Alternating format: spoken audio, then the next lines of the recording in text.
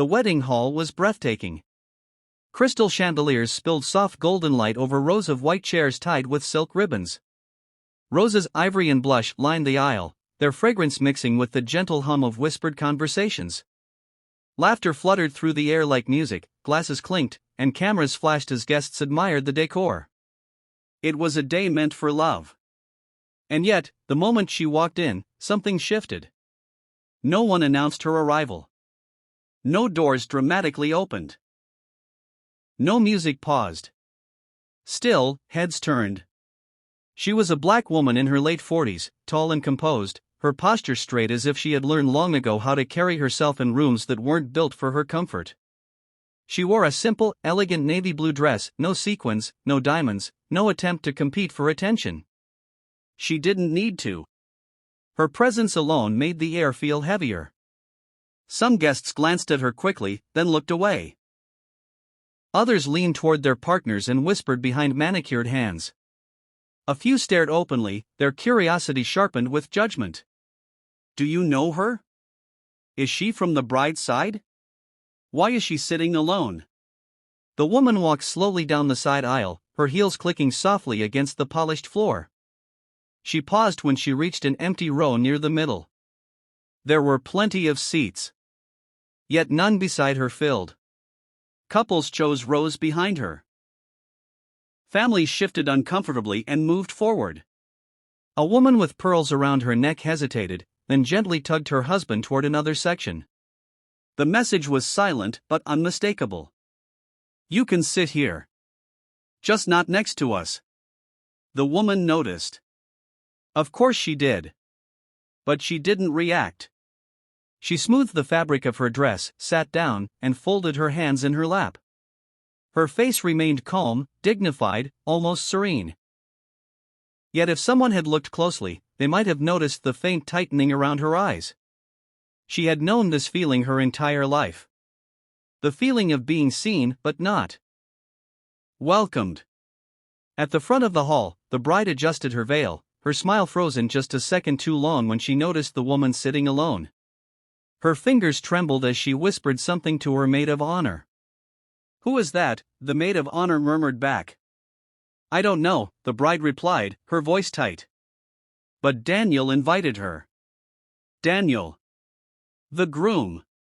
He stood near the altar, laughing with his best man, unaware or perhaps very aware of the quiet storm rippling through the room. Daniel had always been observant. The kind of man who noticed when someone was uncomfortable, when laughter didn't quite reach the eyes, when silence carried weight. And though he hadn't yet turned around, he could feel it. That familiar tension. The kind he remembered from childhood dinners, school ceremonies, and moments when kindness had been tested and often failed.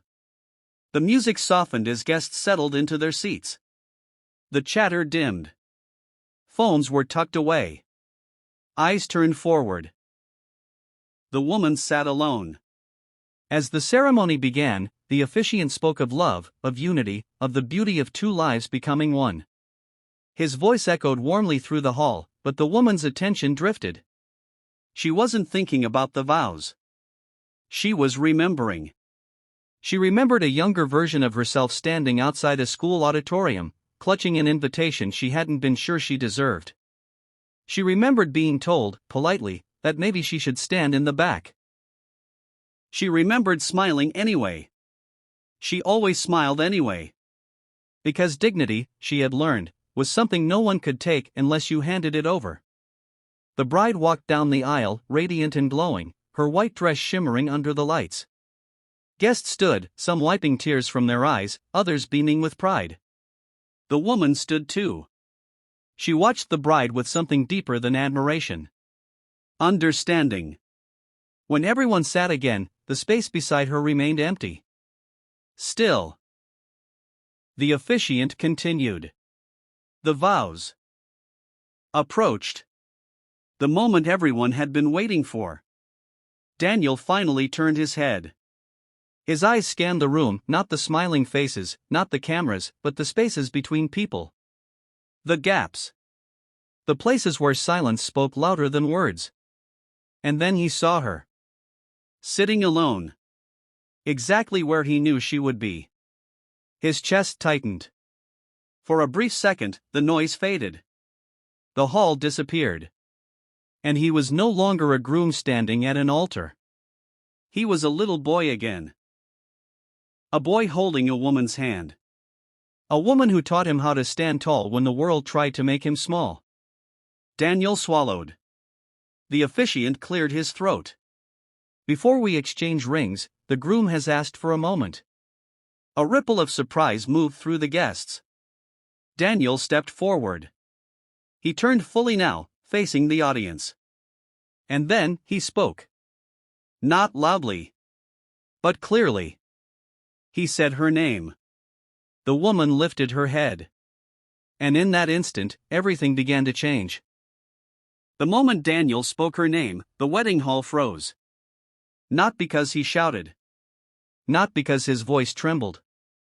But because of the way he said it. With reverence. With gratitude. With love that didn't ask permission. Ms. Eleanor Brooks. A soft murmur rippled through the room. The woman's fingers tightened slightly in her lap. For a brief second, her breath caught, not from surprise, but from the weight of being seen. Truly seen. She had prepared herself for many things that day. She had prepared to be ignored. Prepared for whispers. Prepared to sit alone. She had not prepared for this. Daniel took a step down from the altar. The bride turned toward him, confusion flashing across her face. The officiant paused, uncertain.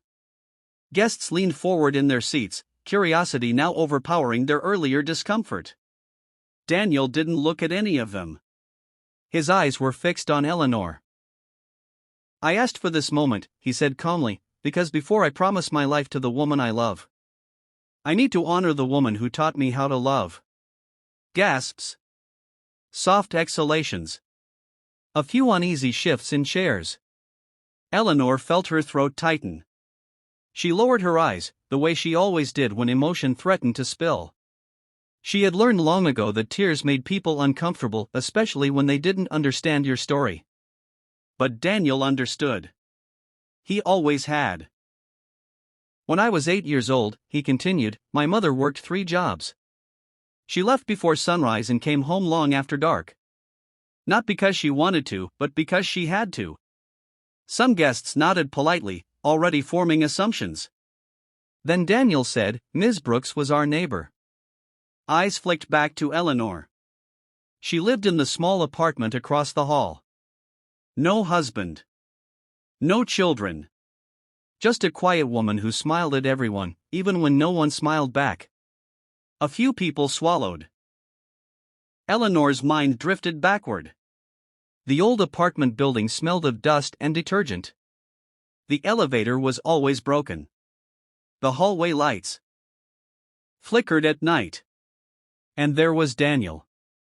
A thin boy with scraped knees and a backpack too big for his shoulders. Every morning, Daniel said, my mother left me alone for an hour before school. She hated it. I hated it. But we had no choice. His voice tightened now. That's when Ms. Brooks stepped in. The bride's hand slowly rose to her mouth. She made me breakfast. Walked me to school. Sat with me when I was sick. Helped me with homework when my mom was too exhausted to keep her eyes open. Daniel turned fully toward Eleanor now. She didn't do it for praise. She didn't do it for money. She did it because she believed no child should feel alone in the world. The hall was silent. The whispers were gone. Eleanor felt something warm slide down her cheek. She did not wipe it away. I called her Miss B, Daniel smiled softly. Because she said only superheroes got full names. A few nervous laughs escaped, quickly swallowed by emotion. There were days when I came home crying, he continued. Days when kids said things about my clothes, my lunch, my skin. Days when teachers assumed I wouldn't amount to much. He paused. And every single time, Ms. Brooks looked me in the eyes and said, the world may not see you yet, but it will. A heavy breath passed through the room like a wave. Some guests shifted uncomfortably now, not from curiosity, but from recognition. Recognition of their own silence, their own distance, their own assumptions. She was there when my mom passed away, Daniel said quietly. She held me when I couldn't stand. She reminded me to eat, to sleep, to keep going. Eleanor's shoulders trembled. She had loved that boy like a son, but she had never claimed that title. She knew the world didn't always allow women like her to belong so openly. So she loved quietly, faithfully, without expectation. I stand here today, Daniel said, his voice firm again, because someone who didn't know me anything chose kindness. He turned back toward the guests. And today, many of you chose distance. A sharp inhale echoed from somewhere in the room. Daniel did not accuse. He did not shout. He simply spoke truth. I saw the empty seats, he said. I saw the glances. I heard the whispers. Eyes dropped. Hands clenched. She sat alone, he continued, not because she didn't belong, but because we failed to recognize her value. The bride reached for Daniel's hand, tears streaming freely now. Ms. Brooks, Daniel said softly, would you please stand? For a moment, Eleanor didn't move. She had stood her whole life in moments like this, stood strong, stood quiet, stood patient. But now, she felt unsteady. Slowly, she rose. The room seemed to shrink around her. She lifted her chin. And for the first time that day, every single person looked at her, not with suspicion, not with judgment, but with something dangerously close to shame. Daniel stepped toward her. And then, he did something no one expected. He knelt. Gasps rang out. He took her hands in his. I would not be here without you, he said. And I will never begin a new life without honoring the woman who helped raise me. Tears flowed openly now. Not just from Eleanor. From the bride. From guests. From people who suddenly realized how small their silence had been. Daniel stood. And he said the words that changed everything. Ms. Brooks, this wedding is yours too.